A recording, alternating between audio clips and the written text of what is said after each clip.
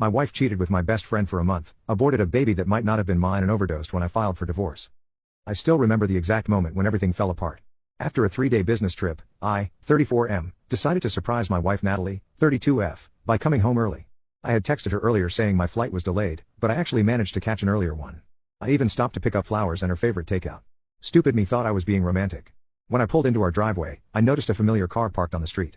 It belonged to Derek, 33M, my best friend since college. I didn't think much of it at first. Derek and Natalie got along well, and he often dropped by when I was around. I figured he might have stopped by to drop something off. I entered the house quietly, planning to surprise Natalie. I heard noises coming from upstairs. Our bedroom. I climbed the stairs slowly, the sounds becoming clearer with each step. I knew what I was hearing before I even reached the top of the stairs. I stood in the doorway of our bedroom for what felt like eternity before either of them noticed me. My wife and my best friend. In our bed. The bed we bought together when we first moved in.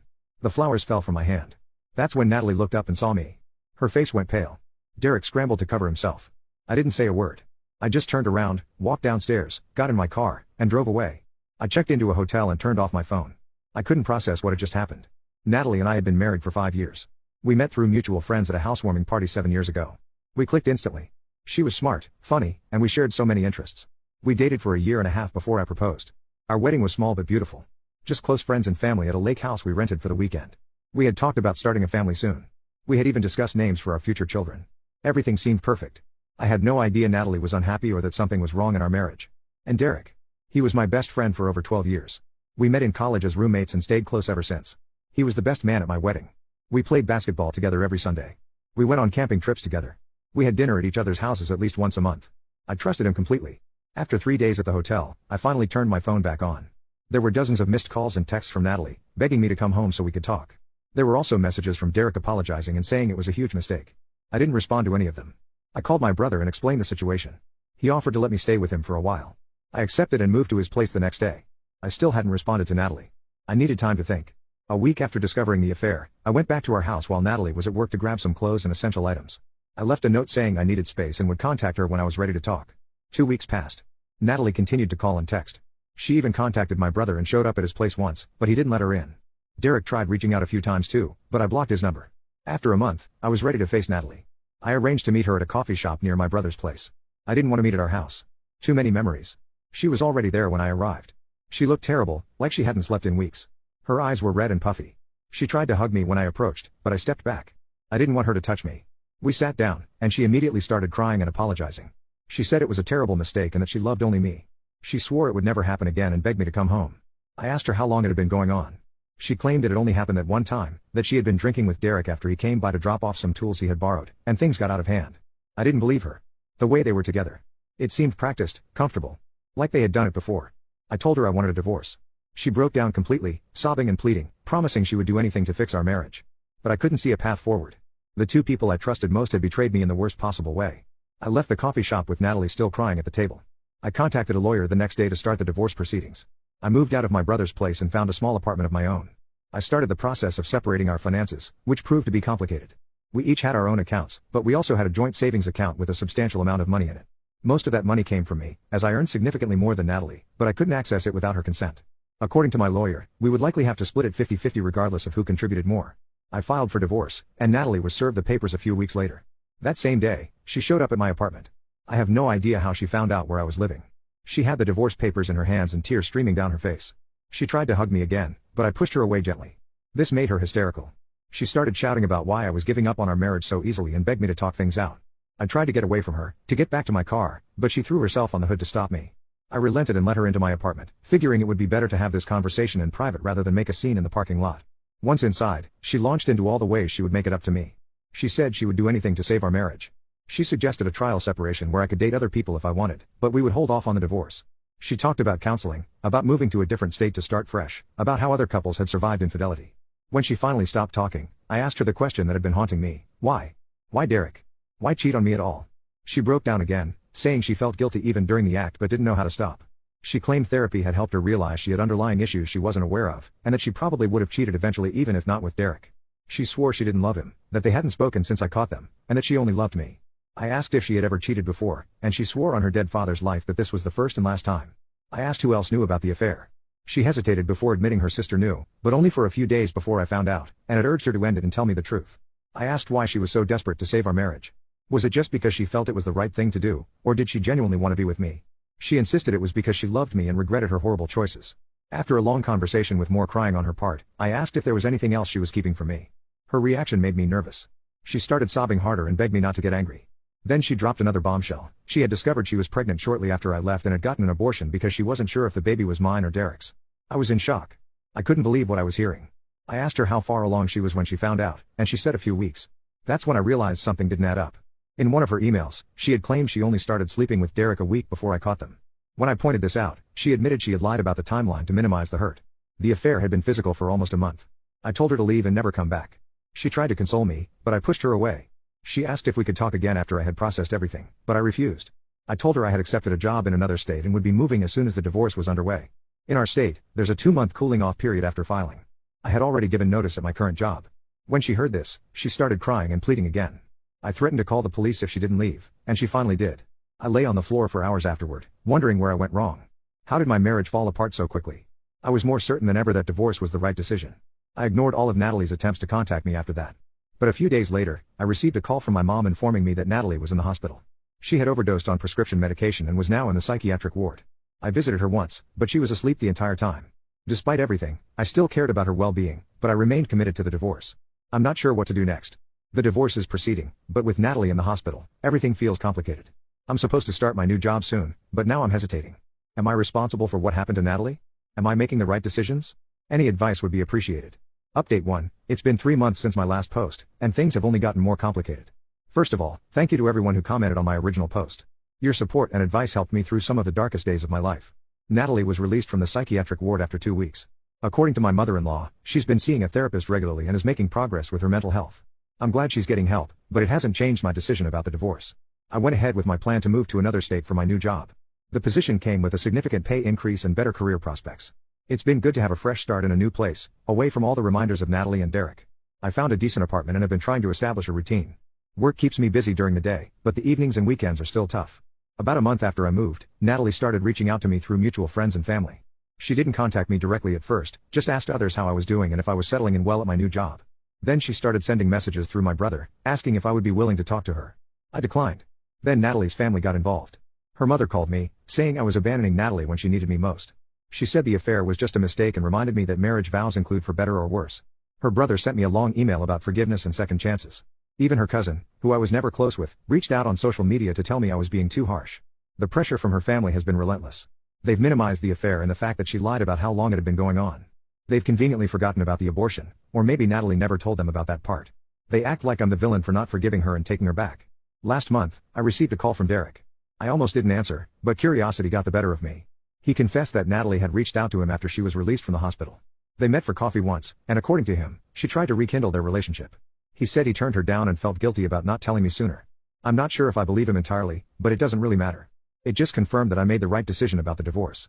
The divorce proceedings have slowed down considerably. Natalie has been reluctant to sign necessary documents, and her lawyer has been finding reasons to delay. My lawyer says this is a common tactic to wear down the other party, hoping they'll give up or agree to less favorable terms just to get it over with. I'm not giving up, but it's frustrating and expensive. To make matters worse, our mutual friends have been taking sides. Some believe Natalie's version of events, that it was just a one-time mistake and that I'm being unnecessarily harsh. Others have reached out to express their support for me, but they're in the minority.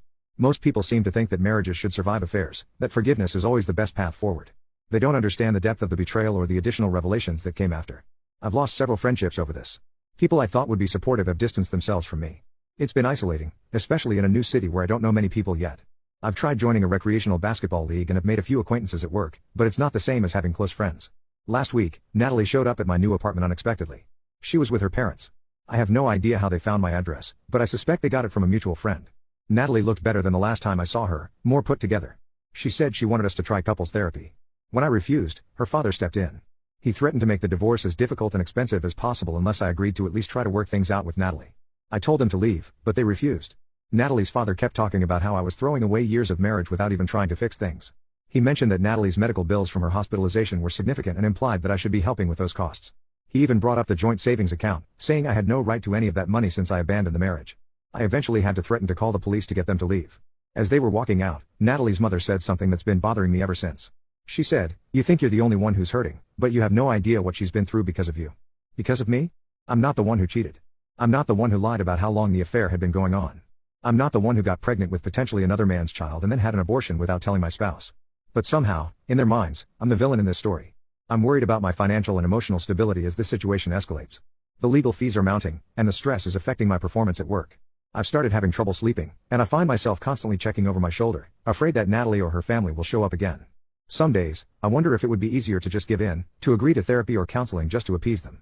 But then I remember the look on Natalie's face when I caught her with Derek, the way she lied about the timeline of the affair, and the cavalier way she revealed the abortion. I know I can't go back to that marriage. There's no trust left, and without trust, what's the point? I'm not sure what my next steps should be. Should I get a restraining order against Natalie and her family? Should I find a more aggressive lawyer who can speed up the divorce process? Should I try to reach out to our mutual friends and explain my side of the story more fully? Any advice would be greatly appreciated. Update 2. It's been 6 months since my original post, and I wanted to provide another update. A lot has changed, but some things remain frustratingly the same. First, some good news: the divorce is finally proceeding. After Natalie's family's visit, I took the advice of many commenters and hired a more aggressive attorney. It was expensive, but worth it. My new lawyer immediately filed motions to compel Natalie to respond to the divorce papers and stop delaying tactics. We also requested a court date regardless of whether all paperwork was complete. This seemed to light a fire under Natalie and her family. Suddenly, they were more willing to negotiate. We had a mediation session where we discussed the division of assets, including the joint savings account. After much back and forth, we reached an agreement that I consider fair. I got a slightly larger portion of our joint savings, considering my higher contributions, but not as much as I would have liked. Still, at this point, I just wanted it to be over. The financial settlement is nearly finalized, and my lawyer expects the divorce to be complete within the next month or two. It's a huge relief to see the light at the end of the tunnel. In a surprising turn of events, Natalie sent me an email about a month ago apologizing for her behavior and for the affair. The email seemed genuine. She acknowledged her mistakes without making excuses and said she understood why I couldn't continue the marriage. She also mentioned that she started dating someone new, which gave me hope that she was truly moving on and would stop obsessing over reconciling our marriage. I've been focusing on my career and have received a promotion at work. I'm now leading a team of 5 people, which comes with more responsibility but also a nice salary increase. With the extra income and the money from the divorce settlement, I was able to buy a small house. It's nothing fancy, but it's mine, and it represents a fresh start. I've also started dating casually. Nothing serious yet, but it's been good to meet new people and remember that there's life after divorce. I'm taking things slowly and being cautious about opening up, but it's progress. However, not everything is positive. About 2 weeks ago, a mutual friend sent me screenshots of Natalie's social media posts. She's been sharing articles and memes about mental health and abandonment, clearly referencing our situation without naming me directly. She's created a narrative where I abandoned her during a mental health crisis, conveniently omitting the affair that led to our separation. This revisionist history has affected my relationships with several mutual friends who are on the fence about whose side to take. Some have distanced themselves from me based on Natalie's one-sided story. It's frustrating to be painted as the villain when I was the one who was betrayed, but I've decided not to engage in a social media war. I know the truth, and those who matter know it too. Then, just as things seemed to be stabilizing, Derek contacted me again. He said Natalie has been harassing him and his new girlfriend. Apparently, she's been sending them both messages, alternating between apologizing for the affair and blaming Derek for ruining her marriage. Derek shared screenshots of some of the messages, and they were disturbing. Natalie seems obsessed with Derek despite her claims of moving on and dating someone new. I advised Derek to block Natalie on all platforms and to consider legal action if the harassment continues. Part of me feels responsible since my friendship with Derek indirectly connected him to Natalie, but I know that's not rational. They both made their choices. The most recent development came yesterday when I received a notice from Natalie's lawyer claiming she wants to contest aspects of our divorce settlement. According to her lawyer, Natalie was not mentally competent when she agreed to the terms due to the medication she was taking for her depression and anxiety. They're asking to renegotiate the entire financial settlement.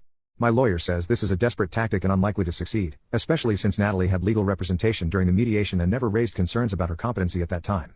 Still, it means more legal fees and more delays.